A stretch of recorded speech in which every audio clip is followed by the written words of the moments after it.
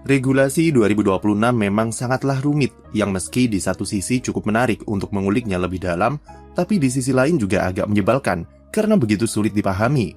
Kerumitan inilah yang kemudian dimanfaatkan beberapa pabrikan untuk dapatkan sejumlah keuntungan, dengan mengubahnya menjadi permainan politik. Salah satunya adalah program ADUO yang diberikan oleh FIA, yang rupanya berhasil dimanipulasi oleh sejumlah pabrikan, supaya dapatkan keuntungan performa di sirkuit. Seperti yang kita tahu, ADUO merupakan regulasi dari FIA yang bertujuan untuk memangkas dan mencegah kesenjangan terlalu besar antara pabrikan dengan mesin yang bagus, dengan mesin yang bermasalah atau memiliki defisit performa. Jika defisitnya lebih dari 2%, maka pabrikan akan dapatkan ekstra upgrade dan alokasi tambahan untuk waktu tes dalam pengembangan mesinnya. Tujuannya bagus supaya tidak ada perbedaan gap signifikan yang mendominasi, tapi penerapan sistemnya oleh FIA jadi pertanyaan besar sampai sekarang. Red Bull RBPT, yang notabene merupakan pabrikan yang baru debut musim ini, justru diberikan ranking tertinggi sebagai pemilik mesin combustion terkuat. Sementara Mercedes, yang jelas-jelas punya superioritas dari segi top speed di lurusan, malah diberikan ranking nomor 2 dengan gap performa sampai lebih dari 2%, dan membuat skuad Toto Wolff bisa dapat jatah ADUO. Semua orang bingung kenapa RBPT yang alami kesulitan di aspek reliabilitas dan powernya yang tidak lebih kencang dari Mercedes, tapi bisa dinilai oleh FIA sebagai mesin terkuat di grid saat ini. Pertanyaan timbul soal seperti apa sistem penilaian FIA serta transparansinya yang tidak jelas.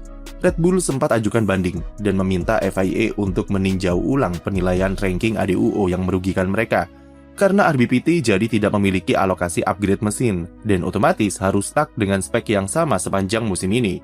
Namun FIA menegaskan kalau sistem perhitungan mereka akurat, alias tidak ada yang salah. Memang dalam menentukan ranking ADUO, FIA hanya menilai performa murni berdasarkan mesin combustion saja, yang dihitung dengan melibatkan beberapa indeks performa.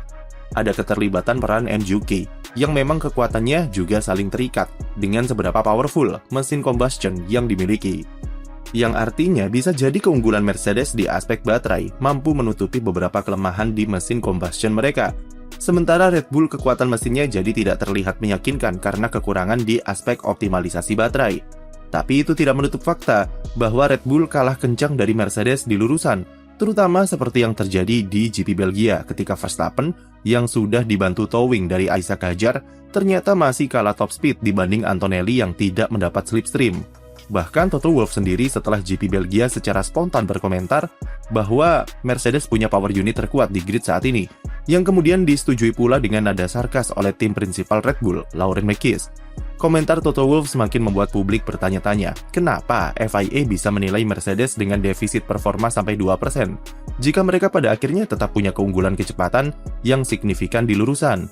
Meskipun teori paling mungkin adalah keunggulan Mercedes di lurusan memang dibuat dari optimalisasi baterai dan sasis yang efisien, tapi faktor-faktor politik diyakini tetap bermain di balik layar.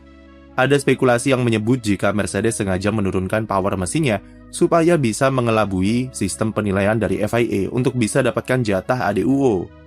Selain Mercedes, Ferrari sendiri bahkan lebih cerdik karena desain turbonya yang kecil banyak dinilai sebagai langkah preventif supaya mereka dapatkan jatah ADUO lebih banyak dan bisa mengembangkan mesin generasi baru dengan lebih detail sampai 2027. Ferrari sudah tahu apabila sistem ADUO akan diambil berdasarkan performa mesin combustion, dan mereka sudah merencanakan segalanya supaya bisa dapat jatah ADUO di kategori 4%, supaya dapat 2 kali jatah upgrade. Masalah besar dari bagaimana sistem penilaian ADUO adalah FIA terlalu menyederhanakan proses perhitungannya, karena tidak mau mengambil proses yang terlalu rumit melihat regulasi 2026 yang sudah sangat kompleks. Masalahnya adalah FIA berurusan dengan pabrikan-pabrikan yang bermain dengan level yang sangat kompetitif di F1, di mana keunggulan sepersekian detik saja akan dikejar sampai ujung dunia sekalipun. Ketika proses yang diambil terlalu sederhana, otomatis akan banyak celah yang terbentuk karena indikator metriknya dibuat seringkas mungkin tanpa mempertimbangkan hal-hal yang sifatnya detail. Padahal ada banyak sekali faktor yang bisa bermain dalam menentukan output performa dari mesin, yang apabila FIA mampu memperluas indikatornya, maka hasil perhitungannya bisa lebih presisi.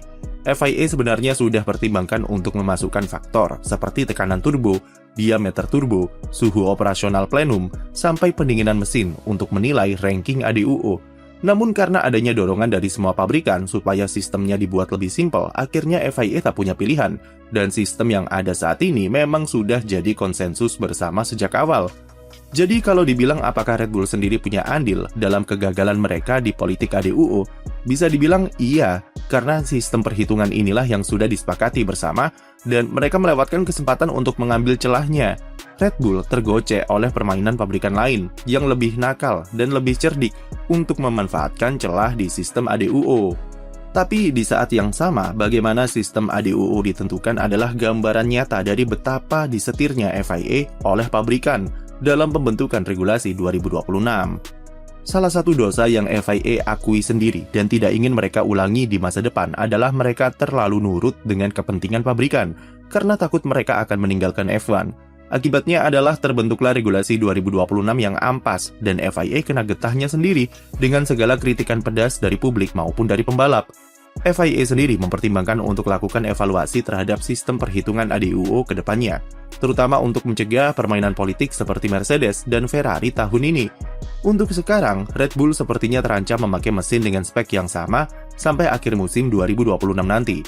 Hal itu karena RBPT sudah kena skakmat alias tidak bisa berkutik dari posisinya sebagai pemilik mesin combustion terkuat dan tidak dapat jatah ADUO. Setelah penilaian ADUO pertama pada GP Kanada, setelah ini penilaian selanjutnya akan diumumkan setelah GP Hongaria dan akan berlaku sejak balapan di Zandvoort pekan ini.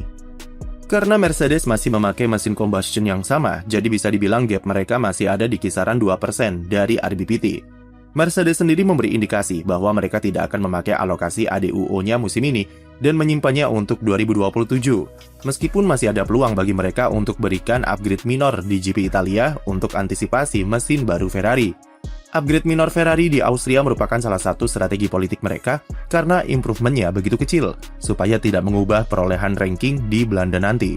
Peningkatan yang akan dibuat Ferrari dari mesin baru di Monza juga diproyeksikan tidak akan langsung melampaui Mercedes ataupun RBPT, karena mereka sendiri cuma berharap bisa memangkas gap-nya secara signifikan, yang artinya meski Ferrari dan Mercedes sudah memakai ADUO-nya musim ini, Red Bull tetaplah berada di posisi paling atas sebagai mesin combustion terbaik dan terkunci sampai akhir musim.